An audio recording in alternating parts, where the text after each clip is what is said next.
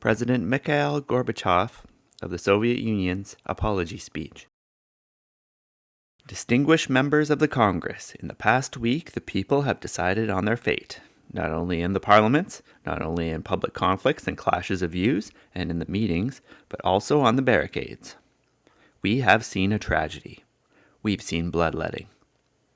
My evaluation of this is known to all of you. I had in mind to present them to you in fuller form if I was going to speak as a person presenting a report. But here I will limit myself to saying that everything that has occurred has been a very hard lesson for me to learn. But at the same time, it confirms that despite the high drama of these events, as a result of this coup d'etat against the Constitution, despite the fact that it made everything in our country even more tense than it was on the day before the signature of the new Union Treaty on a union of sovereign states, which is designed to strengthen our cooperation, and despite the fact that we have lost time for solving economic problems, and despite the fact that the social situation in the country is on the verge of catastrophe, despite all of this, I say that this coup d'etat did confirm that what we have been doing since 1985 made it possible to create new realities and a new basis for our country, so that from the very beginning, and this was stated on the 18th when this mission came to the Crimea, that it was condemned to failure. The people did not accept it. The army stayed side by side with the people.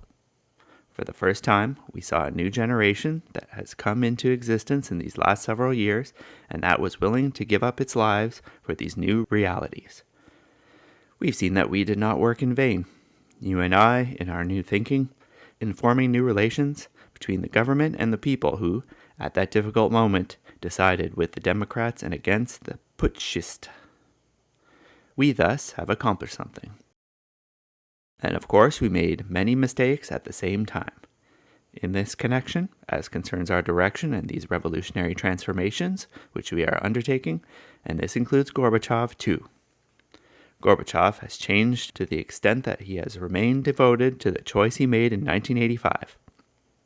There have been mistakes, there have been miscalculations in tactics and in measures, but he also did not notice that it was necessary to move more rapidly along the path of liberating ourselves from those totalitarian structures. What is more, he was not able. I know that not only at public meetings, but even in the Congress, people say anything they want about the president, but while I am president, I think there should be some understanding of my position. Today, you have a president.